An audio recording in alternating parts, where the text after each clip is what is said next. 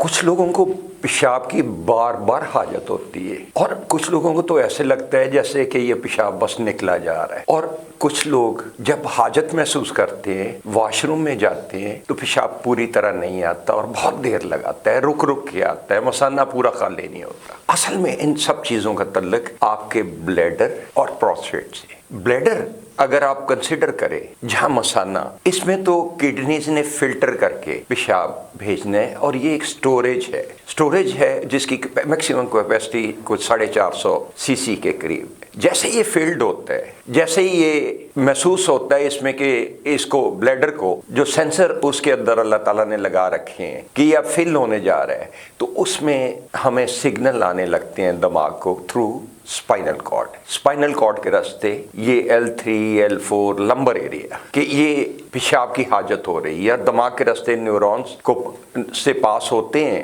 دماغ کو، جہاں سے ہمیں ارج ایسے محسوس ہوتا ہے کہ پیشاب نکلے جا رہا ہے، یہ بار بار آ رہا ہے، یہ ارج ہے، ہمیں پیشاب کرنا چاہیے۔ اور جب واش روم میں جاتے ہیں تو پھر یہ دقت ہوتی ہے، رک رک کے آتا ہے، مثانہ خالی نہیں ہوتا، اسپیشلی ان اولڈ ایج۔ کیوں؟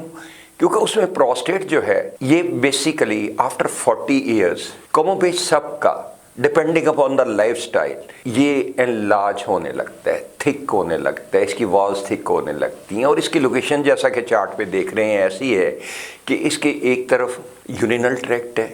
اور دوسری طرف اس کے مثانہ ہے۔ جس طرف اس کی انلارجمنٹ زیادہ ہوگی اس طرف پرابلم بھی زیادہ آئے گا۔ لیٹس سے یورینل ٹریکٹ کی طرف ہوئی تو رک رک کے پیشاب آئے گا، پورا پیشاب خارج نہیں ہوگا، مثانہ آپ کا پورا خالی نہیں ہوگا۔ اور جب مثانے کی طرف بڑھاؤ جتنا بڑھے گا یہ اتنا اس کی ہولڈنگ کیپیسٹی جو ہے، جو میں نے عرض کی کہ 450 سی سی کے قریب ہے، تو وہ کم ہوتی جاتی ہے، اور جب کم ہوتی جائے گی آپ کڈنیز نے تو فلٹر کر کے مزید بھیجنا ہے، جیسے ہی فلٹر مزید ہوتا جائے گا وہ کم ہونے لگتا ہے۔ یہ سینسر زیادہ تر ہمارے لمبر ایریا سے میں نے جیسے عرض کی کنٹرول ہوتے ہیں، اور اگر آپ اس کا علاج کریں، اس کو بہت زیادہ نہ بڑھنے دیں، تو اس کا علاج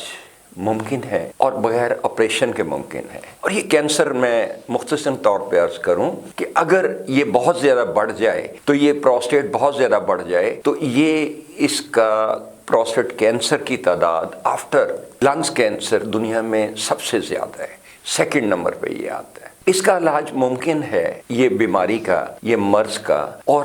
دیٹ از اگر ہم کائروپریکٹر طریقہ کار سے کریں تو یہ جسٹ لمبر کی ایڈجسٹمنٹ چاہیے، اس کو لمبر کی ایڈجسٹمنٹ چاہیے، that is L3 L4 L5، جو کہ ہماری بڑھتی ایج میں جب اسپائنل کارڈ ویک ہوتی ہے، ڈیجنریٹو چینجز آتی ہیں، تو اس میں اس سے افیکٹ پڑتا ہے، کیونکہ ریفلیکسز تھرو اسپائنل کارڈ جاتی ہیں لمبر ایریا سے، اور جب ریفلیکسز دماغ کو یہ محسوس کراتی ہیں جتنی بھی ارجز ہیں، جتنی اس کی کیپیسٹی ہے، جتنی ہولڈنگ پاور ہے، تو پھر آپ کو یہ پرابلم شروع ہو جاتا ہے۔ تو اگر ہم تھوڑا کائروپریکٹر کی ایڈجسٹمنٹ کرا لیں تو یہ آپ کو آسانی سے ابتدا میں ہی اس میں بہتری کے نتائج ملنا شروع ہو جاتے ہیں۔ جاوید مرزا کو اجازت دیجیے گا۔ Stay blessed. اللہ حافظ۔